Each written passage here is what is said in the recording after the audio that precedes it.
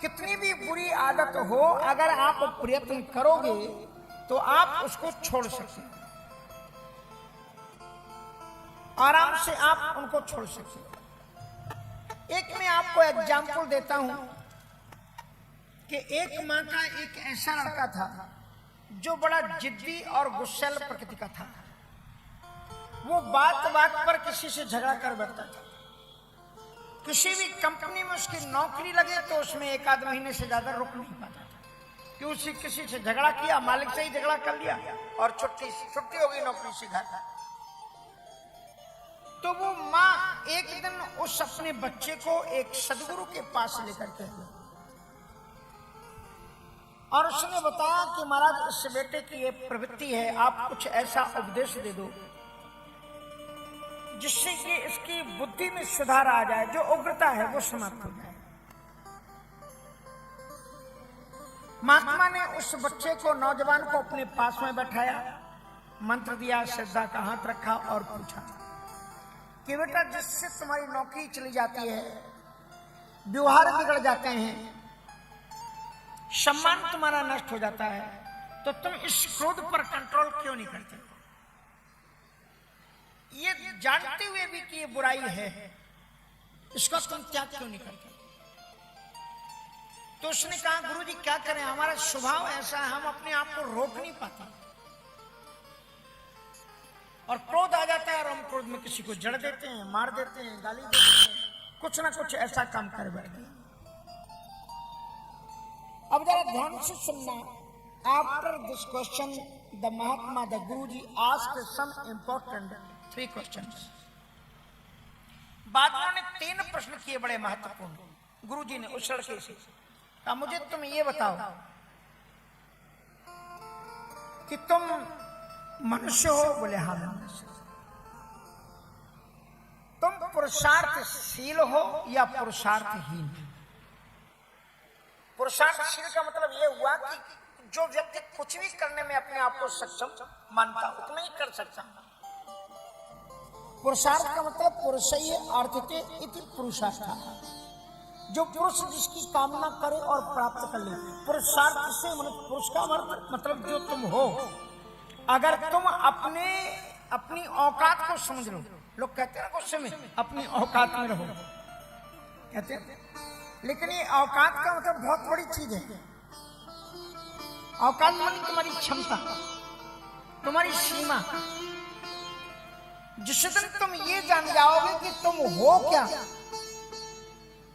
तब तुम proud feel करोगे और तुम्हें पता लगेगा कि ईश्वर अंश जीव अविनाशी, हम भगवान के अंश हैं और भगवान के अंदर में जितने भी लक्षण हैं वो सब लक्षण अंश भूत में। अंश हो ना तुम, तो अंश रूप में तुम्हारे अंदर भी है। तो जैसे 1 लोटा पानी, उस पानी को आप समुद्र में डाल दो तो फिर क्या वो 1 लोटा पानी को वापस आप ले सकते हो, खोज सकते हो? उसी तरह से गुरु दीक्षा को ग्रहण करने के बाद में जो आपकी आत्मा थी, आत्म तत्व था, उसको आपने परमात्मा में मिला दिया, तो फिर जीवात्मा और परमात्मा का भेद ही खत्म हो जाता है। और जब ये भेद खत्म हो जाता है तो तुम फिर 1 लोटा पानी नहीं हो, फिर तुम पूरे समुद्र हो जाता है। तुम्हारा स्वरूप क्या हो जाता है? पानी क्या है? पूरा समुद्र है। उसी तरह से जब जीवात्मा गुरु दीक्षा ग्रहण कर लेती है और श्रेष्ठ रास्ते पर चल पड़ती है तो अपना इष्ट देव का स्वरूप जाना तो तुम्हें हो ही जाएगा। उसको जानने के बाद में वो उसके रूप का ही हो जाता है। अब ये पुरुषय अर्थते पुरुषार्थ, पुरुष जो कामना करे वो हर कुछ हासिल कर सकता है। तुम जो चाहो तुम्हारे पास में बोल सकता है, तुम वो कर सकते हो।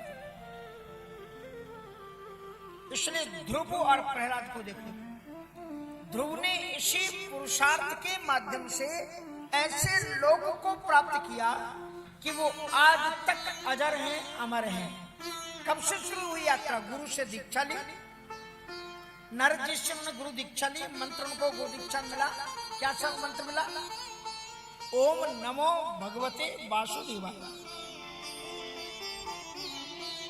और ये वासुदेवा का अर्थ होता है जो कण कण में रमण करता है, वसुदेव वासुदेवा।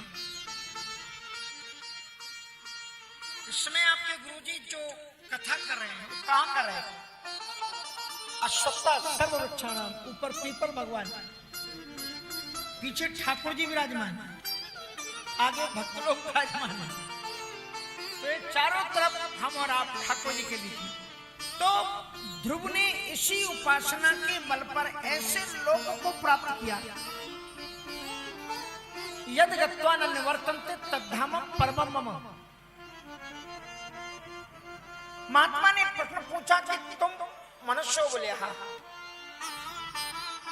तुम पुरुषार्थशील हो कि नहीं हो? बोले हाँ, मैं पुरुषार्थशील।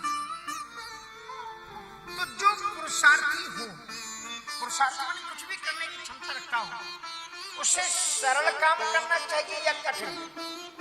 बताओ, सरल करना चाहिए या कठिन?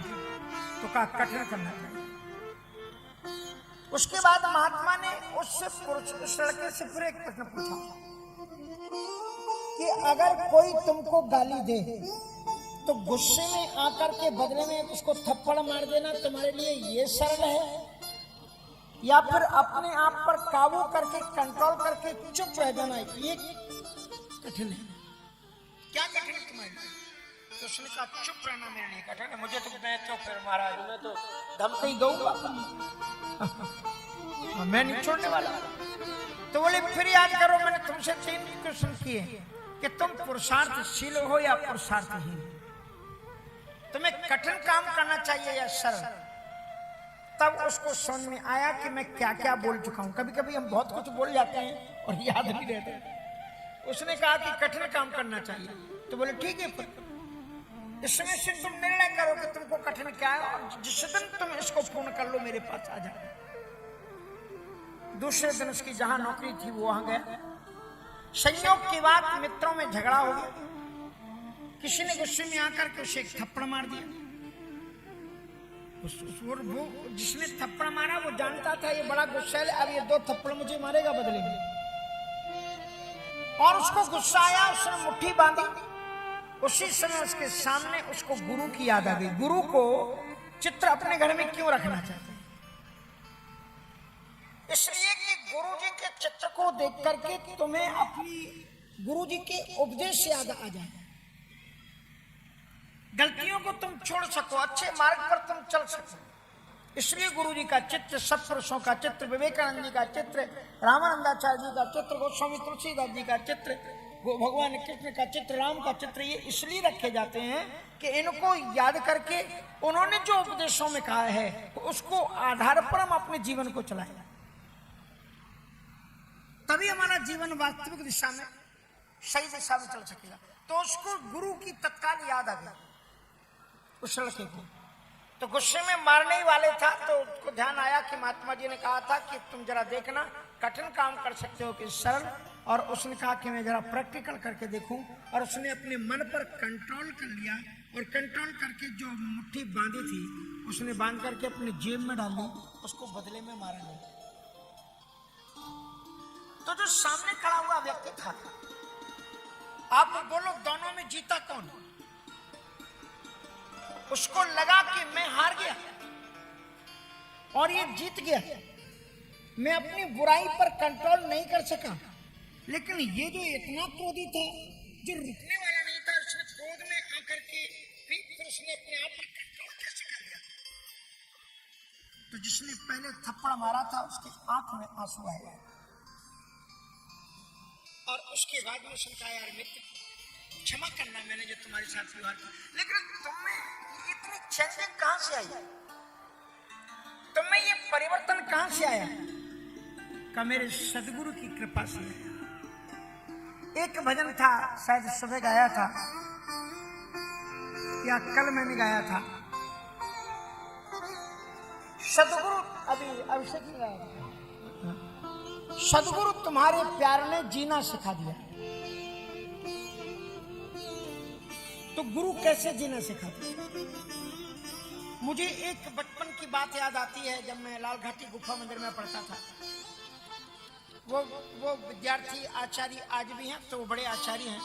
उनका नाम कृष्ण कुमार शर्मा है, भोपाल में रहते हैं, छोटे थे और वो मुझे खुश रखना चाहता था। मित्र थे वैसे तो, लेकिन अब बड़े भाई की तरह बड़े भाई छोड़ गए थे हमारे पास।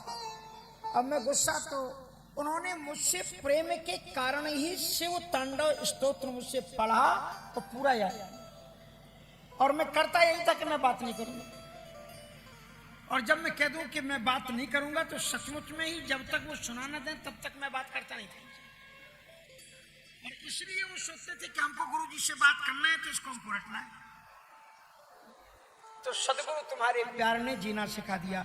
अगर तुम गुरु से प्यार करते हो तो ये मटेरियलिज्म का प्यार नहीं है, सांसारिक प्यार नहीं है, ये तुम्हारे जीवन के उत्थान का एक सबसे बड़ा साधन है। तुम जिससे प्रेम करते हो उसके अनुसार उसकी बातों का अनुसरण करने का काम करते हो, और वही सदगुरु का प्यारा होता है जो सदगुरु के सिद्धांतों को अपने जीवन में उतार ले, क्रियाओं में जो ले आए। इसलिए ऐसे ऐसे अनेक शिष्य हुए हैं इस धरती पर जिन्हें गुरु दीक्षा के पहले रंच मात्र भी ज्ञान नहीं था, लेकिन वे गुरु से प्रेम करने के आधार पर इतनी ऊंचाई पर पहुंच गए कि उन्होंने गुरु को भी पीछे छोड़ दिया। और ऐसे गुरुओं में सबरी है, ऐसे गुरुओं में सुतीक्षण है। सुतीक्षण की कहानी आपने सुनी होगी। सुतीक्षण